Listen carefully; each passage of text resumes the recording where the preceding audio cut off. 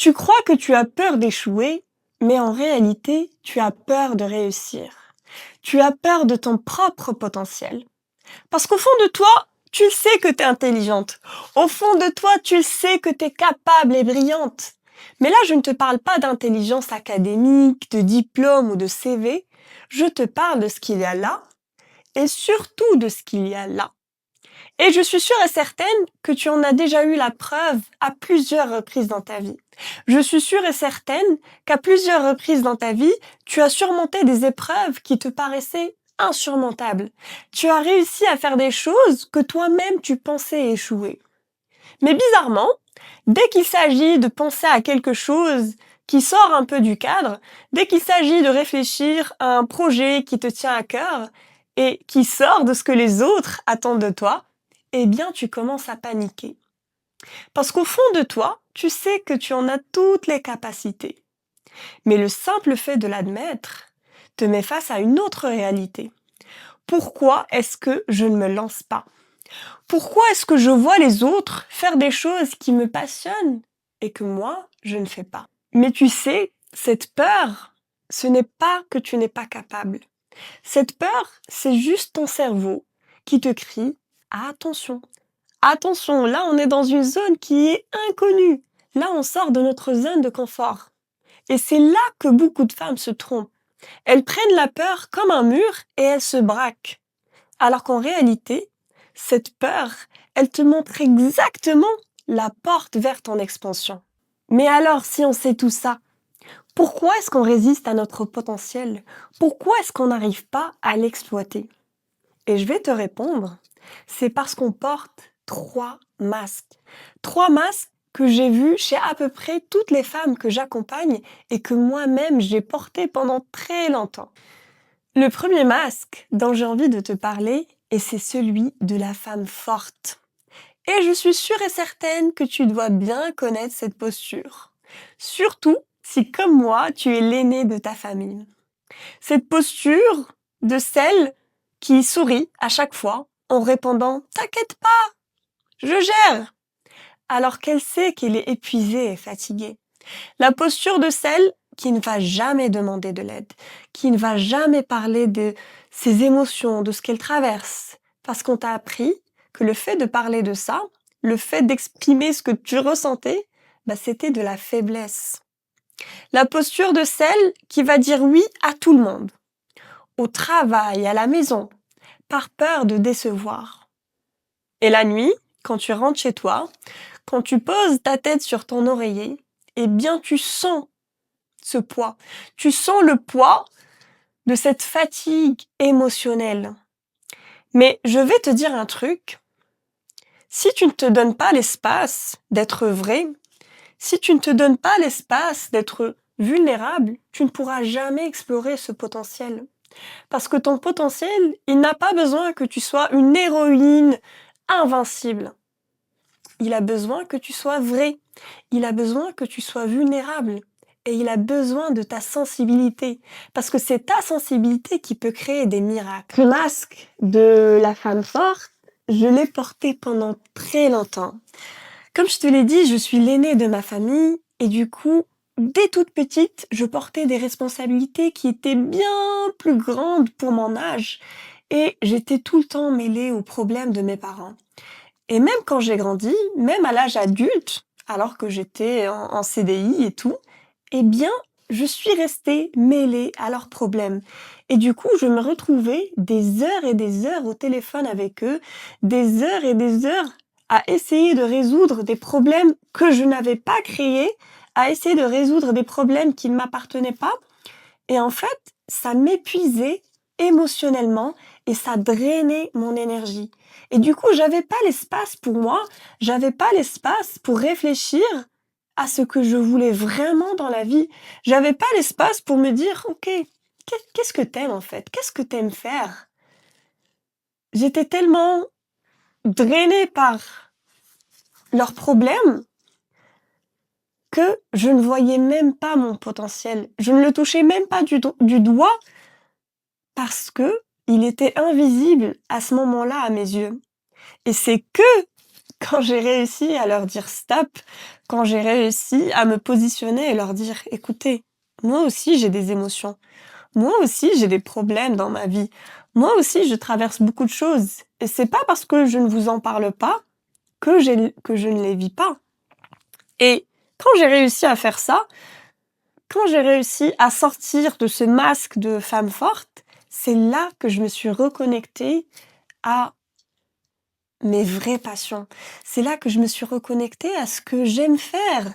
Et je me suis rendu compte qu'au final, j'aimais pas mon CDI. C'est pas que je l'aimais pas, c'est juste que c'était pas ma passion. C'est juste que c'était un choix qui était logique pour mes parents, pour la société, mais pas pour moi. Le deuxième masque dont j'ai envie de te parler, et c'est celui de la perfectionniste. C'est cette petite voix dans ta tête qui te dit attends encore un peu, tu n'es pas encore prête. Attends encore un peu, ajoute cette formation, ajoute ce diplôme. Et du coup, ton PC est regorgé de brouillons que tu n'as jamais publiés. Ton cahier est rempli d'idées que tu n'as jamais osé mettre en place. Et du coup, tu attends que les conditions idéales se présentent à toi, mais je vais te le dire, elles ne se présenteront jamais. Le fait d'être prêt, ce n'est pas un état, c'est une décision. On n'est pas venu sur Terre pour vivre la perfection. Sinon, ça serait trop facile. Tu sais, il y a une citation en anglais que j'aime beaucoup qui dit Done is better than perfect. Et celle-là, j'ai dû vraiment me réconcilier avec parce que moi-même, j'étais perfectionniste. Moi-même, je m'attardais sur les petits détails. Mais après, je me suis rendu compte que derrière ce perfectionnisme, c'était pas de l'excellence. C'était la peur du regard des autres. C'était la peur du jugement. C'était la peur de paraître débutante, comme je te l'ai dit tout à l'heure. Et ça m'empêchait de passer à l'action. Ça m'empêchait de donner vie à mes idées. Et du coup, je vais te le dire avec beaucoup d'amour. Si tu attends les conditions idéales, si tu attends d'être prête, alors tu peux attendre toute ta vie. Et qu'est-ce que tu préfères? Est-ce que tu préférerais te lancer, essayer, tester, échouer et pouvoir justement réussir un jour ou rester dans ton coin avec plein d'idées qui te trottent la tête et ne jamais les lancer? C'est comme si tu avais une Ferrari dans ton garage, mais tu ne vas jamais la démarrer. Et un autre truc, c'est que derrière cette recherche de perfection, il y a un gros manque d'authenticité. Si à chaque fois tu essayes de donner une image parfaite, voilà, une image qui ne te ressemble pas du tout, eh bien tu n'es pas vrai, tu n'es pas authentique et les gens le sentent. Vaut mieux être imparfaite et authentique que d'être fausse. Le troisième et dernier masque dont j'ai envie de te parler, et c'est celui de la petite joueuse. La petite joueuse, c'est celle qui va toujours choisir la sûreté. C'est celle qui va toujours choisir des jobs, des projets qu'elle est sûre de réussir. Parce qu'elle ne veut pas être confrontée à l'échec. La petite joueuse, c'est celle qui va minimiser ses réussites pour ne pas attiser la jalousie et la curiosité des autres. La petite joueuse, c'est celle qui va minimiser son potentiel pour ne pas déranger les autres, pour pas que les autres disent d'elle qu'elle veut briller, qu'elle est trop ambitieuse. Pour qui elle se prend, elle? Pour qui elle se prend à vouloir faire tout ça? Et du coup, pour être acceptée, pour être aimée, eh bien, la petite joueuse va rester dans ce qui est sûr pour elle, ce qui est petit, alors qu'elle sait qu'elle est capable de bien plus. Et tu sais, ce masque-là, je l'ai porté aussi, et je me rendais compte que je ne le portais qu'avec un certain groupe d'amis. Je faisais des choses qui étaient exceptionnelles et incroyables pour moi dans ma vie, mais à chaque fois que j'étais avec ce groupe d'amis, je minimisais mes réussites. Je minimisais ce que je faisais et j'en parlais comme si c'était rien du tout. Parce qu'en fait, j'avais peur de ne plus être acceptée dans le groupe et j'avais peur d'être un peu la outsider du groupe. Mais j'ai compris par la suite que tes vrais amis vont toujours te pousser vers le haut. Tes vrais amis veulent te voir briller. Tes vrais amis ne te considèrent pas comme une concurrente. Ne te considèrent pas en compétition avec eux. Tes vrais amis, eh bien, ils veulent que tu prennes ta place, que tu prennes pleinement ta place. La place qui te revient de droit. Du coup, je vais te le dire, est-ce que tu préfères jouer petit pour rester dans des groupes, dans des cercles d'amis, pour être accepté, aimé, alors qu'au final, tu n'es pas aimé à ta juste valeur?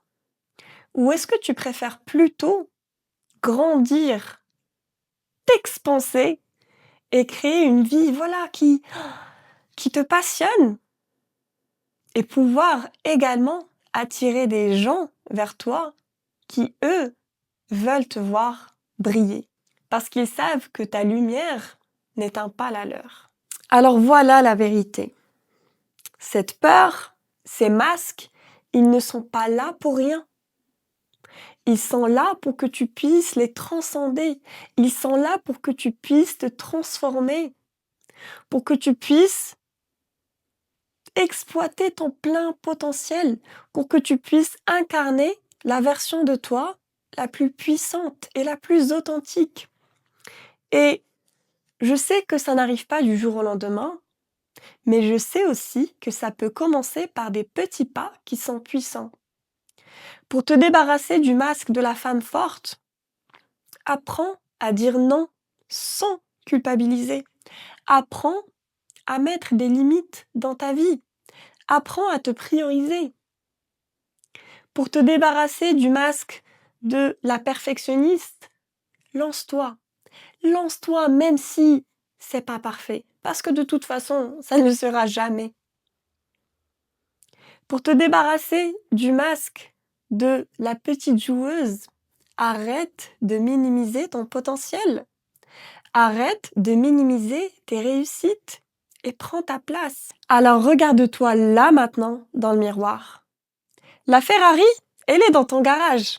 Elle est prête. Elle t'attend. Et tu as le choix. Tu peux continuer à la laisser au repos et regarder les autres rouler et vivre leur vie, ou tu peux toi-même mettre la clé, accélérer, oser et briller. Ta peur ne te retient pas. Elle te montre la direction. Et ton potentiel, lui, il est immense. Alors, ose l'exploiter, ose le manifester, parce que si tu ne le fais pas, qui le fera à ta place? Alors, si tu as aimé cette vidéo, si elle t'a touché, si elle t'a apporté de la valeur, alors n'hésite pas à t'abonner, à liker et peut-être même venir me parler sur Instagram que je vais mettre en barre d'infos. En tout cas, je te souhaite plein de belles choses pour ta vie et je te dis à la prochaine. Salut!